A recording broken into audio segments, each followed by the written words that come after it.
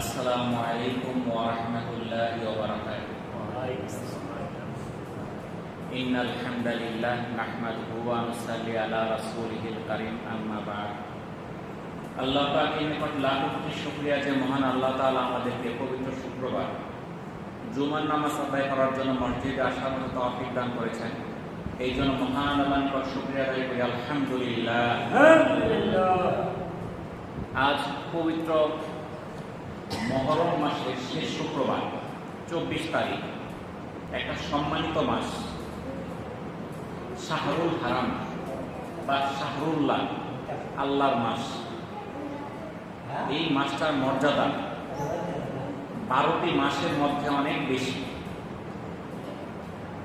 কিন্তু আমাদের দুর্ভাগ্য, আমরা এই মাসের মধ্যে খেলতামাশায় মত্ত আছি। এটা ঠিক আছে, খেলাধুলা করে শারীরিক সুস্থতা, ব্যায়াম ইত্যাদি হয়, তো সেই শারীরিক সুস্থতা বা ব্যায়ামের উদ্দেশ্যে খেলা না যায় না, খেলাধুলা করা যাবে, ফুটবল খেলাও যাবে, ক্রিকেট খেলাও যাবে, খেলাধুলা যায়, কিন্তু সেই খেলার কারণে যেন ফরজ তরক না হয়, নামাজ কাজা না হয়ে যায়, জুয়া না হয়, কোনো অশ্লীলতা না আসে, অন্যায় অবিচার না আসে। কিন্তু আমরা এগুলোর প্রতি আমরা খেয়াল রাখি না। এখন বিশ্বকাপ ফুটবল খেলা হচ্ছে কোথায়? সেই আমেরিকাতে। কিন্তু আমাদের দেশে এই খেলা নিয়ে কত কিছু হচ্ছে। বাংলাদেশ কিন্তু এখানে খেলাও হচ্ছে না, এখানে অংশগ্রহণ করতে পারতেছে না, কিন্তু এরই মাঝে 12 জন লোক মারা গেছে। কুমিল্লাতে আর্জেন্টিনা ব্রাজিল সমর্থকদের মধ্যে সংঘর্ষে মারা গেছে একজন।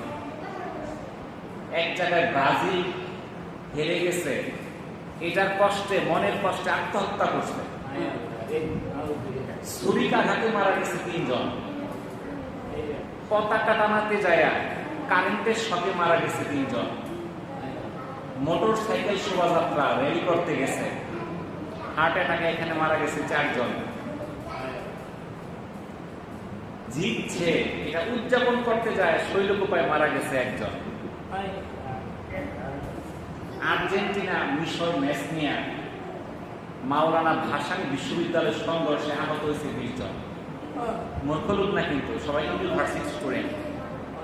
হাসপাতালে 20 জন। তো এখন পর্যন্ত অন্তত 12 জন মারা গেছে, আহত শতাধিক।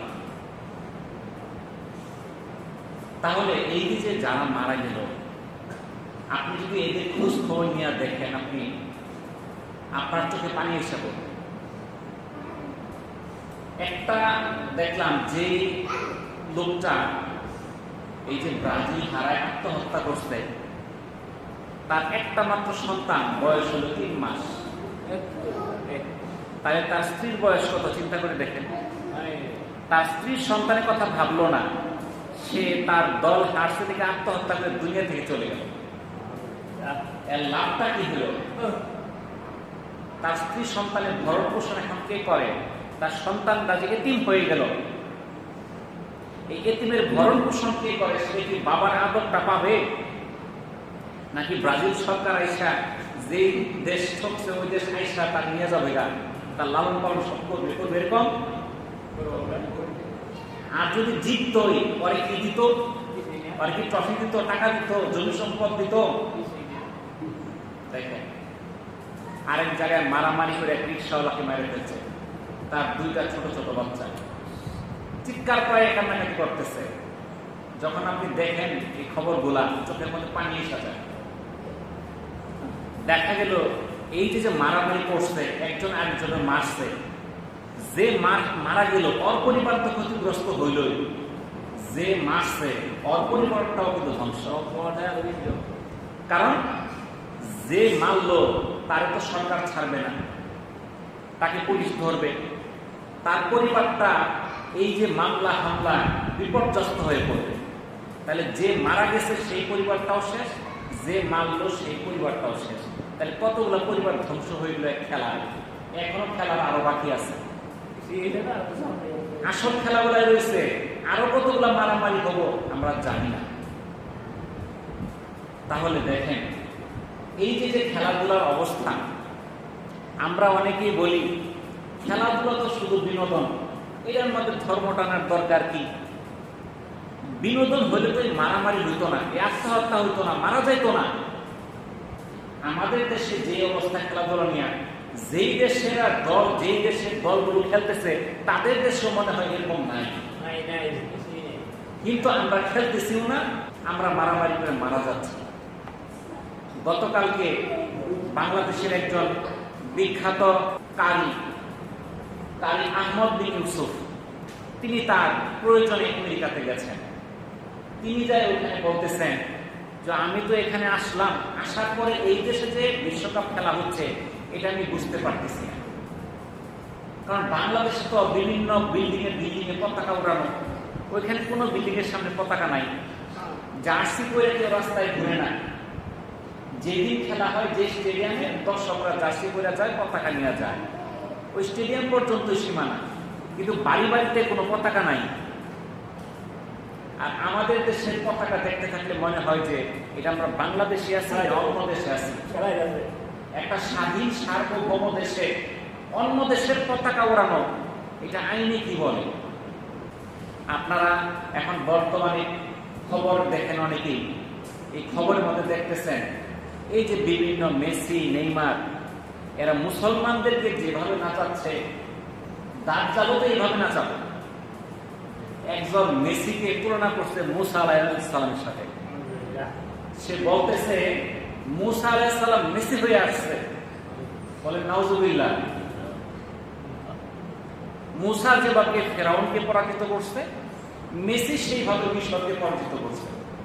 এটা যদি ইহুদিরা বলতে পারে, কারণ ইহুদিরা মুসা আলাইহিস সালামকে তাদের নবী হিসেবে মানে, তবে তাদের যে ধর্মগ্রন্থ এটাকে মন মতো পরিবর্তন করছে, মন গড়া ভাবে ওরা নিজেদের ধর্ম প্রতিষ্ঠিত করছে ইহুদি। সেই ইহুদিরা বললেন একটা মানা, একটা মুসলমানের মুখ থেকে কি করে এই কথাটা মানাইতে পারে? তাহলে একজন মুসলমান কখনোই খেলতামাশায় মত্ত হয়ে থাকতে পারে না। কিন্তু দেখা যায় যে যেই দলের সমর্থকেরা ইসরায়েলের পতাকা নিয়ে মাঠে নামতেছে, আরেক দলের সমর্থক ফিলিস্তিনের পতাকা নিয়ে নামতেছে, আমাদের মুসলমানরা সেই দলের পক্ষে যেই দল ইসরায়েলের পতাকা নিয়ে মাঠে উঠে। যেই দলের সমর্থকেরা, প্লেয়াররা ইসরায়েলের পতাকা নিয়ে মাঠে উঠে, সেই দলের সমর্থক হচ্ছি আমরা। দেখেন ওই প্লেয়ারদের গায়ের মধ্যে ট্যাটু লাগানো, দেখা যায় এক চোখ কিসের চিহ্ন জানেন? এক চোখ হলো দাজ্জালের চিহ্ন। তারা দাজ্জালকে মাসিহ বলে, তার একটা চোখ থাকবে, হাদিস কোরআনে আছে আপনারা জানেন, সেই এক চোখের চিহ্ন তাদের আছে। তারা যখন গেঞ্জিটা খুলে দেখা যায়, আপনারা দেখেন তার শুলে এক চোখের ছবি দেওয়া। আপনি বুঝতে পারতেছেন সে কাকে প্রভু মানতেছে? দাজ্জালকে। স্পষ্ট দেখা যাচ্ছে, কিন্তু আপনি তার সঙ্গে আছেন। দেখেন এক ছেলে তার ফেসবুকে স্ট্যাটাস দিচ্ছে যে মেসির সঙ্গে জাহান্নামে থাকাও গর্বের বিষয়। বলে নাউজুবিল্লাহ। কি কইছে? মেসির সঙ্গে জাহান্নামে থাকাও তার জন্য গর্বের বিষয়। মুসলমানের সন্তান, বাংলাদেশে বাড়ি। তাহলে এই যে আমরা দেখি, হাদিস কোরআনে দেখি, দাজ্জালের কপালে কাফির লেখা থাকবে, তার একটা চোখ থাকবে, তখন তাকে সবাই চিনবে। তখন আমরা কিন্তু প্রশ্ন করি, তারে সবাই চিনবো, তার একটা চোখ, তার কপালে কাফির লেখা, তাহলে তাকে প্রভু হিসেবে মানবে কেন? তার কথায় চলবে কেন? এটা আপনার আমার প্রশ্ন না? এটা তো আমাদের প্রশ্ন। তার একটা চোখ, তার কপালে কাফির লেখা, তাহলে তাকে কে প্রভু মানবে? সবাই তো তার থেকে দূরে চলে যাবে। এই যে আজকে যারা মানতেছে তার প্রিয় আইডল, তার মধ্যেও তো যে দাজ্জালের চিহ্ন দেওয়া, সে তো ইহুদি, সে তো প্রভু হিসেবে মানতেছে দাজ্জালকে। তার পক্ষে তো আমরা আছি। যারা তাদেরকে এখন মানতেছে, তারাই তো সেই দাজ্জালকে প্রভু হিসেবে সবার আগে গ্রহণ করবে। বুঝতে পারছেন? আমি দেখলাম ওই দিন খেলার শৈল আমি শেষ, আমি রাত্রি যাইতেছিলাম, তো প্রতিদিন এখানে এসে নামাজ পড়ি। যাওয়ার সময় দেখলাম যে কমপক্ষে 4-5 জায়গায় ডেস্কি বসানো, এমনকি এক মসজিদের সামনে ডেস্কি বসাইছে, আছে না? আছে। ডেস্কি বসাইছে কি জন্য? রান্না বা রাত্রে খাওয়া দাওয়া করবে, অনেক রাত্রে খেলাধুলা, বিরিয়ানি পাক করে খাইতেছে। কয়েক জায়গায় আমি দেখছি এটা, আপনারাও দেখছেন। হ্যাঁ, এদিকে হয়েছে। আচ্ছা, আমি এদিক দিয়ে গেছিলাম আর কি, তাহলে চতুর্দিক দিয়েই হয়েছে। তাহলে দেখেন, এই যে আমরা কথায় কথায় বলে উঠি যে খেলার মধ্যে ধর্মটা নয়, খেলা তো খেলাই। আসলে ইসলাম এমন একটা ধর্ম যেটা একটা পূর্ণাঙ্গ জীবন ব্যবস্থা। এখানে ইসলাম ধর্মের যে অনুসারী হবে তার প্রতিটা কাজে ইসলামকে মেনে নিতে হবে। আপনি যদি খাইতে যান সেখানে ইসলাম লাগবে, ঘুমাইতে গেলেও সেখানে ইসলাম থাকবে, আপনি বাথরুম টয়লেটে যাবেন সেখানেও ইসলাম আছে। যে মুসলমান তার প্রত্যেকটা কাজে ইসলাম থাকবে। আপনি যদি খাইতে যান আপনি ডান হাতে খান, এটা কি ইসলাম না? আমরা আল্লাহর নামে জবাইকৃত পশু খাই, যেই পশুটা আল্লাহ তাআলা আমাদের জন্য হালাল করছে ওটাই আমরা খাই, যেটা হারাম সেটা আমরা খাই না। তাহলে খাবারের মধ্যে ইসলাম আছে না?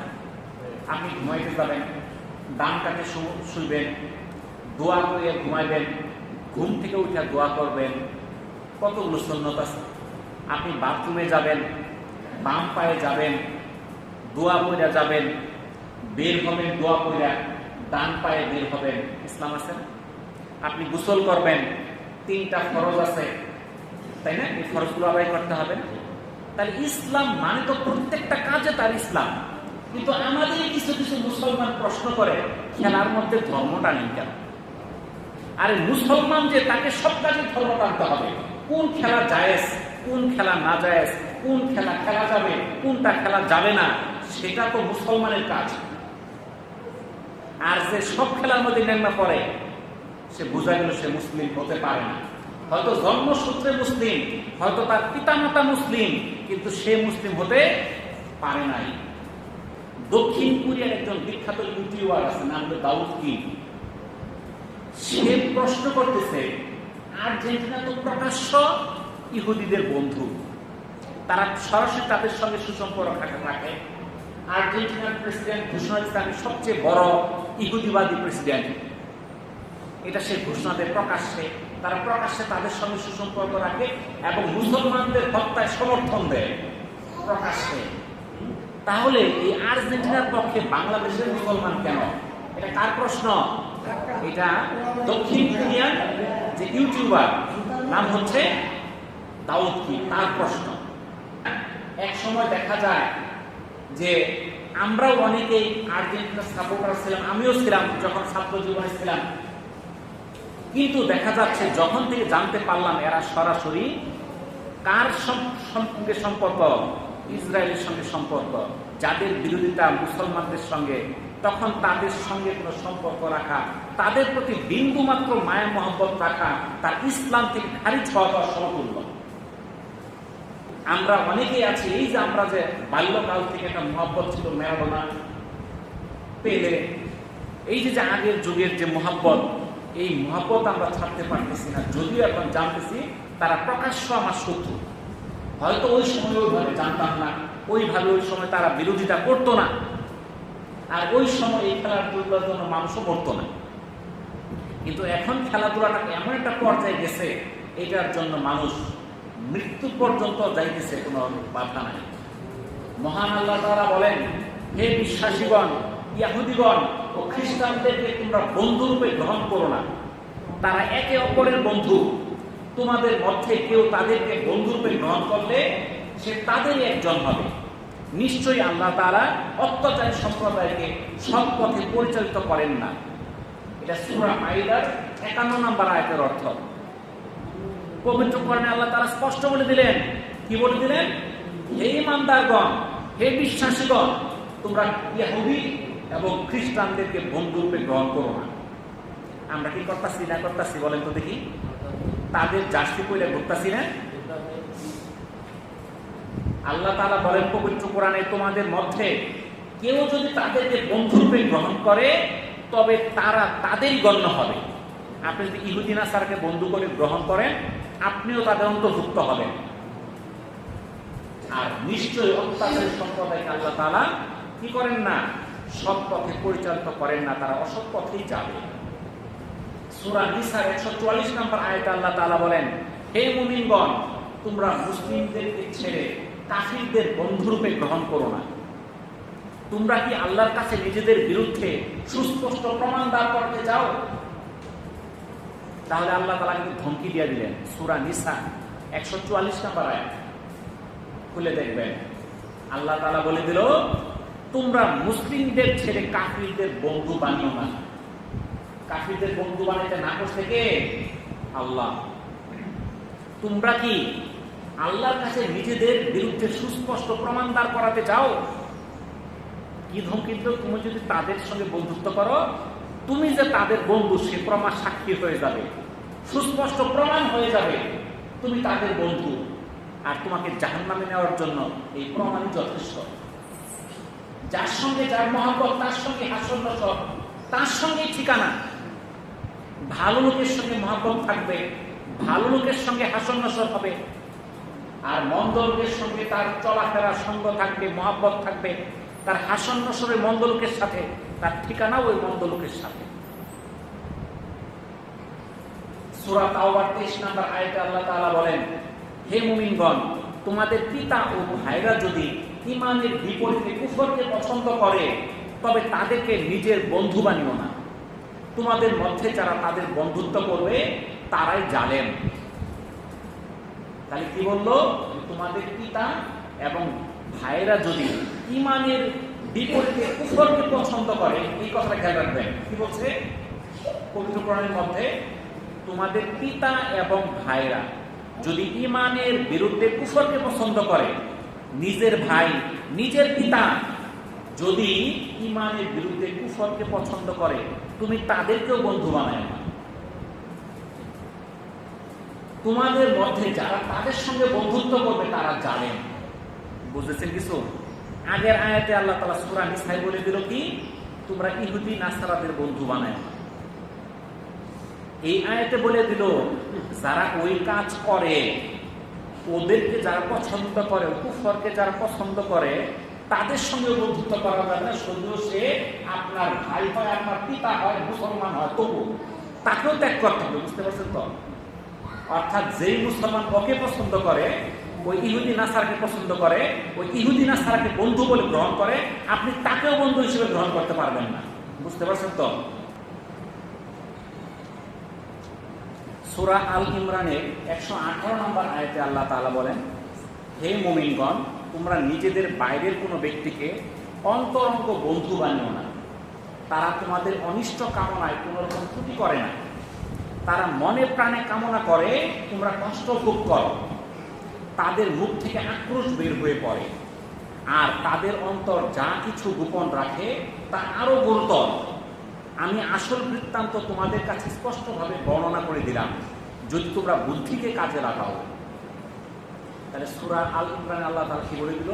তোমাদের নিজেদের বাইরে, ইসলামের বাইরে, মুসলমানদের বাইরে কোনো ব্যক্তিকে অন্তরঙ্গ বন্ধু হিসেবে বানায় না।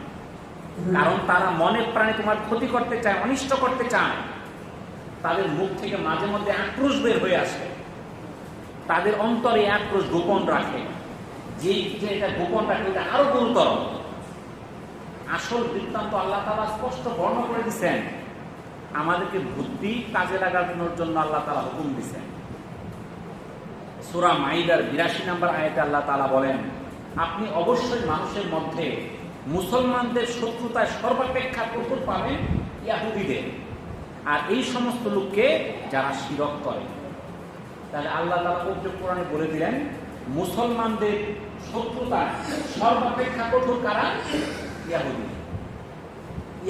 ইহুদি যারা যারা মুসলমানদেরকে যেভাবে অত্যাচার করে, নির্যাতন করে মারতেছে, এটা এত নিষ্ঠুরভাবে সারা বিশ্বের আর কোন জাতি মুসলমানদের উপর আক্রমণ করতেছে না। ফিলিস্তিন কি কষ্টে আছে, আরব দেশ পানির যা পানির লাইনগুলো ভেঙে দিচ্ছে, ধ্বংস করে দিতেছে। তারা জয়তুন গাছ লাগায়, সেই জয়তুন গাছ থেকে ফল হয়, পায়রা খায়, সেই জয়তুন গাছগুলো কেটে কেটে ফেলে দিতেছে, যেন তারা খাদ্যের অভাবে মারা যায়, যেন খাইতে না পারে।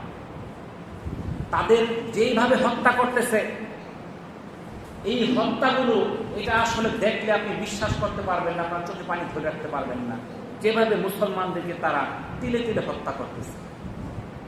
আর এত কিছু আল্লাহ তাআলা কোরআনে সুস্পষ্ট বলে দেওয়ার পরেও আমরা সেই ইহুদিদেরকেই আমরা বন্ধুরূপে গ্রহণ করতেছি। রাসূলুল্লাহ সাল্লাল্লাহু আলাইহি সাল্লাম ইরশাদ করেন, জমিনের কোথাও যখন কোনো গুনাহ সংঘটিত হয় তখন যে ব্যক্তি তা দেখে এবং ঘৃণা করে সে যেন সেখানে উপস্থিত ছিল না, আর যে ব্যক্তি সেখানে উপস্থিত না থেকেও তাকে সন্তুষ্ট থাকে, সমর্থন করে, সে যেন সেখানে উপস্থিত ছিল। এটা সুনানে আবু দাউদের 4345, তাবরানীর হাদিস 139 নাম্বার। এখানে আল্লাহ রাসূল বললেন, যদি কোথাও কোনো মন্দ কাজ হয় সেখানে একদল উপস্থিত নাই, কিন্তু ওই কাজটাকে ঘৃণা করছে, ওই কাজটাকে সমর্থন করে নাই, তাহলে তাকে মন্দ কাজে অনুপস্থিত ধরা হবে, সে মন্দ কাজের মধ্যে ছিল না। কিন্তু যেই ব্যক্তিটা যেখানে মন্দ কাজ হয়েছে সেখানে সে হাজির নাই, কিন্তু সেটাকে সমর্থন করছে, সে ওখানে না থাকার পরেও সেখানে থাকলে যে গুনাহটা হইতো, গুনাহটা সে পাবে। এই দেখেন, বিশ্বকাপ ফুটবল খেলা হয়, বিশ্বকাপ ক্রিকেট হয়, আরো বিভিন্ন বিশ্বকাপ খেলা হয়, সেখানে উদ্বোধন করে নগ্ন নারী পুরুষের সেখানে অনুষ্ঠান থাকে। এই অনুষ্ঠানকে যারা সমর্থন করতেছে ওইখানে না থাকাও সেই গুনাহ তারা পাইতে থাকবে। বুঝতে পারলেন তো? এই যে খেলার মধ্যে জুয়া হচ্ছে, ক্রিকেটের মধ্যে জুয়া হয়, ফুটবলে জুয়া হয়, এই জুয়াকে যারা না খেললে সমর্থন করবে তারা না খেলার পরেও ধরা হবে সে জুয়ার মধ্যে আছে। বুঝতে পারছেন? সূরা মাইদার 2 নম্বর আয়াতে আল্লাহ তাআলা বলেন, তোমরা পাপ কাজে একে অপরের সহযোগিতা করো না। পাপ কাজে কি করতে না করতে? একে অপরের সহযোগিতা করো না। আজকে আমরা সহযোগিতা করি কেমনে? আমি আর একটা দানবীর, আমার মতো দানবীর একটাও নাই, বিশাল বড় একটা পর্দা লাগাই দিছি, সবাই মিল্লা খেলা দেবে। আল্লাহ তাআলা কি বলছে? পাপ কাজে একে অপরকে সহযোগিতা করো না। সূরা আল ইসরা 32 নম্বর আয়াতে আল্লাহ তাআলা বলেন, তোমরা অশ্লীলতার নিকটেও যেও না। যেখানে বিশ্বকাপ ফুটবল খেলা হয়, যখন অলিম্পিক খেলা হয়, অলিম্পিক ভিলেজের মধ্যে কন্ডমগুলো বিনামূল্যে বিতরণ করা হয় যেন কারো কিনতে বাইরে যেতে না হয়। তাহলে দেখেন কি পরিমাণ অশ্লীলতায় সয়লাভ এই খেলাধুলাগুলো। আর আল্লাহ তাআলা পবিত্র কোরআনে বলে দিলেন, তোমরা অশ্লীলতার নিকটেও যেও না। আমরা নিকটে না, মধ্যে যায় বৈশা বসি। তাহলে আমাদের কি করতে হবে? কি করতে হবে এটাও আমাদের পবিত্র কোরআনে আল্লাহ তাআলা বলে দিয়েছেন সূরা মাইদার 2 নম্বর আয়াতে, তোমরা সৎকর্ম ও তাকওয়ায় একে অপরকে পরস্পর সাহায্য সহযোগিতা করো। তাহলে সাহায্য সহযোগিতা কিসে করবো আমরা? সৎ কাজে, তাকওয়া, ভালো কাজে আমরা মানুষকে সহযোগিতা করব। সূরা মাইদার 48 নম্বর আয়াতে আল্লাহ তাআলা বলে দিলেন, তোমরা নেক কাজে পরস্পর প্রতিযোগিতা করো। তাহলে আল্লাহ তাআলার হুকুম, তোমরা সৎ কাজে একে অপরকে সহযোগিতা করো। সৎ কাজ, আপনার ভালো কাজ, অনেক ভালো কাজ আছে, নামাজ পড়া ভালো কাজ, এছাড়াও হাজার হাজার ভালো কাজ আছে। রাস্তার মধ্যে একটা কষ্টদায়ক বস্তু পড়ে আছে, একটা ভাঙা কাঁচের টুকরা পড়ে আছে, সেটা মানুষ পা দিলে পা কেটে যাবে, সেই কাঁচের টুকরাটা আপনি ফেলে দিচ্ছেন, এটা একটা ভালো কাজ। একটা দরিদ্রকে সহযোগিতা করছেন, একটা লোককে পথ চিনাই দিচ্ছেন, একটা লোকের উপকার করছেন, যে কোনো ভালো কাজে সাহায্য সহযোগিতা করা, এটা আল্লাহর হুকুম। আর এই ভালো কাজ করার মধ্যে প্রতিযোগিতা করা চাই, যে এই লোকটা এই খেদমত গুলা করে, এই কাজগুলা করে, আমি তার চেয়ে বেশি করব, এরকম প্রতিযোগিতা করি। কিন্তু সেই প্রতিযোগিতা আমাদের মধ্যে নাই। এই যে আল্লাহর ঘর মসজিদ, মসজিদ কোত্থেকে আসছে? সুজুদ, সিজদার জায়গা। এই জায়গাটা কি? সিজদার জায়গা। এই মসজিদের মূল্য এত বেশি, এটা বর্ণনা করে শেষ করা যাবে না। এই মসজিদ হলো সিজদার জায়গা। এই জায়গাটাকে পরিষ্কার পরিচ্ছন্ন করবে, তার অন্তরকে আল্লাহ তাআলা পরিষ্কার পরিচ্ছন্ন করবে। এই মসজিদ সিজদার জায়গা। এই সিজদা কত একটা দামি জিনিস। আবু হুরায়রা রাদিয়াল্লাহু তাআলা আনহু থেকে বর্ণিত, রাসূলুল্লাহ সাল্লাল্লাহু আলাইহি সাল্লাম বলেছেন, বান্দা আল্লাহ তাআলা সবচেয়ে নিকটবর্তী হয় যখন সিজদারত থাকে। অতএব তোমরা তখন অধিক দোয়া করতে থাকো। এটা সহিহ মুসলিমের 482 নম্বর হাদিস। সূরা হিজরের 98 এবং 99 নম্বর আয়াতে আল্লাহ তাআলা আল্লাহ রাসূলকে উদ্দেশ্য করে বলেন, অতএব তুমি তোমার প্রতিপালকের প্রশংসা করো এবং সিজদাকারীদের অন্তর্ভুক্ত হয়ে যাও, আর তুমি তোমার প্রতিপালকের ইবাদত করো যতক্ষণ না মৃত্যু তোমার নিকট উপস্থিত হয়। তাহলে আল্লাহ তাআলা আমাদেরকে কি হুকুম করলেন? প্রতিপালকের প্রশংসা করো, আল্লাহর প্রশংসা করো, আর সিজদাকারীদের অন্তর্ভুক্ত হও। আল্লাহর প্রশংসা কারা করে? যারা নামাজ পড়ে। কারণ নামাজে যখন প্রতিটা তাকবীর দেন আল্লাহু আকবার, আল্লাহ সর্বশ্রেষ্ঠ। আল্লাহর প্রশংসা হচ্ছে কি হচ্ছে না? আলহামদুলিল্লাহি রাব্বিল আলামিন, আল্লাহর প্রশংসা হচ্ছে না? প্রত্যেকটা কথায় কাজে আল্লাহর প্রশংসা হচ্ছে। আল্লাহ তাআলা বলেন সিজদাকারীদের অন্তর্ভুক্ত হয়ে যাও। কারা সিজদা করে? যারা নামাজ পড়ে। তুমি ততক্ষণ পর্যন্ত ইবাদত করো যতক্ষণ না তোমার মৃত্যু আসে। তাহলে ইবাদত নির্দিষ্ট সময়ের জন্য না। মুসলমানের ইবাদত হচ্ছে 24 ঘন্টা। 1-2 ঘন্টা নামাজ পড়লেন 10 মিনিট ইবাদত না। মুসলমানের ইবাদত হচ্ছে 24 ঘন্টা। আপনি খাবার খাচ্ছেন, আপনি বিসমিল্লাহ বলে খাওয়া শুরু করলেন, ডান দিক থেকে খাওয়া শুরু করলেন, আল্লাহর হুকুম জেনে খাওয়া শুরু করলেন, সেটা হালাল না হারাম। এই যে খাইলেন, এই খাওয়াটাও আপনার ইবাদত। খাওয়া শেষ করে আল্লাহর প্রশংসা আদায় করলেন, ঘুমাইতে গেলেন আল্লাহর উপর ভরসা করে দোয়া পাঠ করে, ঘুম থেকে উঠলেন দোয়া পাঠ করে, এই ঘুমটাও ইবাদত। আপনি বাজার করতে গেলেন আপনার স্ত্রী সন্তানদের খাবারের জন্য, এটাও ইবাদত। আপনার স্ত্রী সন্তানের জন্য আপনি 5 টাকা দান বাজার করলেন, তাদের পোশাক পরিচ্ছদ করে দিলেন, এইটা সদকা করার সমতুল্য সব আপনার আমলনামায় লেখা হয়ে যাচ্ছে। আপনি যদি মনে করেন আমার পরিবারের জন্য আমি 3 মিনিট সব কিসের, এটার মধ্যে আল্লাহ তাআলা সব দিচ্ছে। আপনি দোকানদারি করতেছেন সুন্নত পন্থায়, হালাল পন্থায়, হালাল ব্যবসা করতেছেন, এটাও ইবাদত।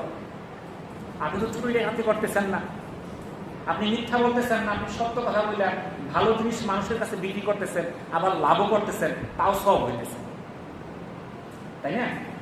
আপনি কৃষিকাজ করতেছেন আল্লাহর হুকুম মেনে, হালাল রিজিকের অন্বেষণে, এই কৃষিকাজ করাটা ইবাদত।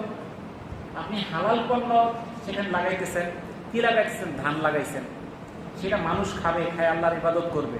আপনি তো গাঁজা চাষ করতেছেন না, আপনি তো নিষিদ্ধ বস্তু আপনি চাষ করতেছেন না, আপনি হালাল বস্তু লাগাইয়া সেখান থেকে ফসল উৎপাদন করতেছেন, এটার মধ্যেও সওয়াব আছে। তাহলে মুসলমানের প্রতিটা কাজ, যখন এখানে আমরা পুরুষরা আছি, মহিলারা বাড়িতে আছে, তারা বাড়িতে বসে কাজ করতেছে, তাদের সন্তানদের জন্য খাবার তৈরি করতেছে, ঘর দর পরিষ্কার করতেছে, কত কাজ করতেছে, এই প্রত্যেকটা কাজের বিনিময়ে আল্লাহ তাআলা তাদেরকে পুরস্কার দান করে। হযরত আবু দারদা রাদিয়াল্লাহু তাআলা আনহু হতে বর্ণিত, নবী করিম সাল্লাল্লাহু আলাইহি সাল্লাম ইরশাদ করিয়াছেন, এই উম্মতের মধ্য হইতে সর্বপ্রথম খুশু উঠাইয়া লওয়া হইবে, অবশেষে তোমরা উম্মতের মধ্যে একজনও খুশুওয়ালা পাইবে না। এটা তাবরানী হাদিস। খুশু মানে নামাজে মনোযোগিতা। এই উম্মতের মধ্যে সবার আগে চলে যাবে নামাজের একাগ্রতা। নামাজ পড়বেন, বিভিন্ন কথা মনের মধ্যে মনে আসবে, এই কথা সেই কথা মনে আসবে, ভুলে যাবেন কয় রাকাত হয়েছে, খেয়াল নাই, কি পড়তেছেন খেয়াল থাকবে না। এটা আল্লাহ রাসূল বলে গেছে। এমন একটা সময় আসবে মসজিদ ভর্তি মানুষ থাকবে, একজনের নামাজের মধ্যেও খেয়াল থাকবে না। মুক্তাদি তো দূরের কথা, ইমামেরও খেয়াল থাকবে না সে কি পড়তেছে। এটাই আল্লাহ রাসূল বলে গেছে, এটা হবে। সবার আগে নামাজের একগ্রতা সবাই দেওয়া হবে। হযরত আবু হুরায়রা রাদিয়াল্লাহু তাআলা আনহু থেকে বর্ণিত, রাসূলুল্লাহ সাল্লাল্লাহু আলাইহি সাল্লাম ইরশাদ করিয়াছেন, নামাজের 3টা অংশ আছে। এই 3টা অংশ যে বিশুদ্ধভাবে আদায় করবে সে নামাজের পূর্ণ সওয়াব পাবে। তাহলে নামাজের কয়টা অংশ? 3টা।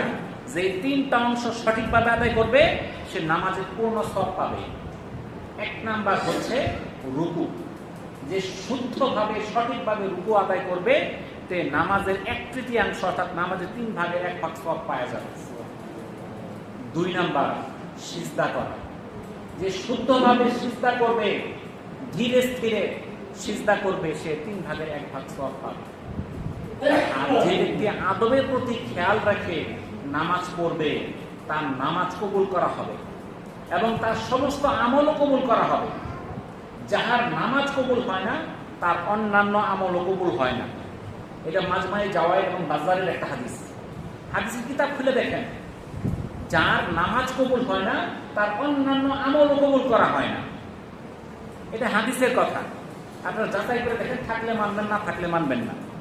নামাজ ছাড়া কোনো আমল আল্লাহর কাছে গ্রহণযোগ্য হবে না। আর নামাজ কবুল হওয়ার 3টা অংশ: 1 নাম্বার তার রুকু সঠিক হইতে হবে, 2 নাম্বার তার সিজদা ঠিক হইতে হবে, 3 নাম্বার নামাজের মধ্যে একাগ্রতা থাকতে হবে। আজকে আমরা দেখেন এই 3টার প্রতি মনোযোগ কম। আমরা খুব সুন্দরভাবে তিলাওয়াত করলে তো নামাজ হয়ে গেল, এটাই মনে করি, কিন্তু নামাজের মূল অংশ 3টা: রুকু, সিজদা, নামাজের মধ্যে একাগ্রতা। কিন্তু আজকাল দেখা যায় আমরা যখন নামাজে দাঁড়াই, রুকু করে ওঠার দাঁড়ানোর সময় পাই না, 2 সিজদার মাঝখানে বসার মতো সময় পাই না, আর মনে করি আমাদের নামাজ হয়ে যাচ্ছে। হযরত আবু হুরায়রা রাদিয়াল্লাহু তাআলা আনহু থেকে বর্ণিত, রাসূলুল্লাহ সাল্লাল্লাহু আলাইহি সাল্লাম মসজিদে তাশরিফ আনলেন। অপর এক ব্যক্তিও মসজিদে আসলো এবং নামাজ পড়লো। অতঃপর রাসূলুল্লাহ সাল্লাল্লাহু আলাইহি সাল্লাম এর নিকট এসে সালাম করলো। তিনি তার সালামের উত্তর দিলেন, বললেন, যাও তুমি নামাজ পড়ো, তোমার নামাজ পড়া হয়নি। সে গেল, পূর্বে যেরূপ নামাজ পড়েছিল সেরূপ ভাবেই সে পুনরায় নামাজ পড়ল এবং নামাজ শেষ করে রাসূলুল্লাহ সাল্লাল্লাহু আলাইহি সাল্লামকে আবার সালাম করলেন। আল্লাহ রাসূল আবার ইরশাদ করলেন, যাও তুমি আবার নামাজ পড়ো, তোমার নামাজ পড়া হয়নি। এইভাবে 3 বার হলো। লোকটি আরজ করলেন, সেই সত্তার কসম যিনি আমাকে হক দিয়ে প্রেরণ করেছিলেন, আমি ইহা হইতে উত্তম নামাজ পড়িতে পারি না, আপনি আমাকে নামাজের শিক্ষা দিন।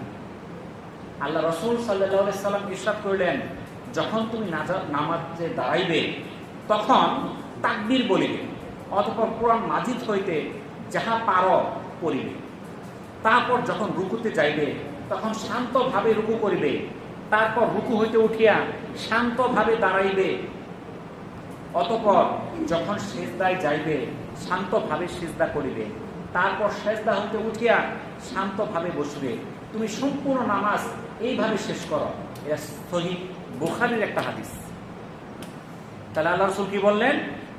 প্রথমে কি আল্লাহু আকবার তাকবীর দিয়ে তুমি নামাজ শুরু করো, কোরআন থেকে কিছু তেলাওয়াত করো, শান্তভাবে রুকু করো, রুকু থেকে শান্ত হয়ে দাঁড়াও, সিজদায় যাও, ধীর স্থিরভাবে সিজদা করো, সিজদা হইতে আবার ধীর স্থিরভাবে শান্তভাবে বসো। এইভাবে যে নামাজ পড়বে তার নামাজ আদায় হবে। আর যে খালি দাঁড়াইলো আর উঠলো আর বসলো, এত ব্যস্ত, কত কাজ তার বাইরে রেখে আসবে, কেমনে সে বের হয়ে যাবে, এরকম ভাবে তার জন্ম থেকে মৃত্যু পর্যন্ত নামাজ আদায় করবে, তার নামাজ কবুল হবে না। কারণ আল্লাহ রাসূল সেই সাহাবীকে পরপর 3 বার নামাজ পড়াইলেন। একটা বারের নামাজও আল্লাহ রাসূলের কাছে পছন্দ হলো না। যিনি পড়তেছিলেন নামাজটা সে একজন সাহাবী, সেই সাহাবীর পায়ের ধুলার পরিমাণ মর্যাদা আমাদের নাই। তাহলে এত মর্যাদাবান একজন ব্যক্তি, কারণ পৃথিবীর মধ্যে যত মানুষ আছে এর মধ্যে সবচেয়ে মর্যাদা সম্পন্ন মানব হলেন আল্লাহ রাসূল হযরত মুহাম্মদ সাল্লাল্লাহু আলাইহি সাল্লাম। তার সমকক্ষ কোনো মানব পৃথিবীতে আসে নাই, আসবেও না। আল্লাহ রাসূল সাহাবী কারা ছিল? দুনিয়ার মধ্যে উৎকৃষ্ট লোকগুলা বাছাই করে আল্লাহ তাআলা আল্লাহ রাসূলের সাহাবী বানাই দিয়েছিল। তার নামাজ পড়তে হয়েছে 3 বার। আর আমরা তো তাদের সমকক্ষ হওয়ার কোনো যোগ্যতাই রাখি না। আর আমরা মনে করি আমাদের নামাজ হয়ে যাচ্ছে। এই নামাজ আমাদের ধীরে স্থিরে পড়তে হবে। হযরত আবু দারদা রাদিয়াল্লাহু তাআলা আনহু থেকে বর্ণিত, রাসূলুল্লাহ সাল্লাল্লাহু আলাইহি সাল্লাম বলেন, যে ব্যক্তি এইভাবে 2 রাকাত নামাজ পড়ে যে উহার রুকু ও সিজদা পরিপূর্ণভাবে আদায় করে, অতঃপর আল্লাহর নিকট যাহাই চায় আল্লাহ তারা তৎক্ষণাৎ অথবা কোনো কারণে কিছু করে অবশ্যই তাকে দান করেন। এটা তাবরানীর একটা হাদিস। হযরত আবু আব্দুল্লাহ আশআরী রাদিয়াল্লাহু তাআলা আনহু হতে বর্ণিত আছে, রাসূলুল্লাহ সাল্লাল্লাহু আলাইহি সাল্লাম ইরশাদ করিয়াছেন, যে ব্যক্তি রুকু পরিপূর্ণভাবে করে না এবং সিজদায়ও শুধু ঠুকর মারে, তার দৃষ্টান্ত সেই ক্ষুধার্ত ব্যক্তির ন্যায় যে 2টি খেজুর খায় যাহাতে তার ক্ষুধা দূর হয় না, এমনই ভাবে তার নামাজও কোনো কাজে আসে না। এটাও তাবরানীর একটা হাদিস। তাহলে যে তারা ঘোরা করে নামাজ পড়ার অর্থ হলো ওই 2টা খেজুর খাই চলে গেলাম, পেট কিন্তু ভরে নাই। এই নামাজও দ্বারা আমার কোনো ফলাফল আসবে না। তাহলে আমাদের মধ্যে নামাজের মধ্যে একাগ্রতা থাকতে হবে, নামাজের মধ্যে পূর্ণ মনোযোগ থাকতে হবে, রুকু এবং সিজদা সঠিকভাবে করতে হবে। আমরা এইভাবে ধীরস্থিরভাবে সুন্দরভাবে নামাজ পড়ার চেষ্টা করি। আল্লাহ তাআলা আমাদেরকে তৌফিক দান করুন। ওয়া আখিরু দাওয়ানা আনিল হামদুলিল্লাহি রাব্বিল আলামিন। আসসালামু আলাইকুম ওয়া রাহমাতুল্লাহি ওয়া বারাকাতুহু।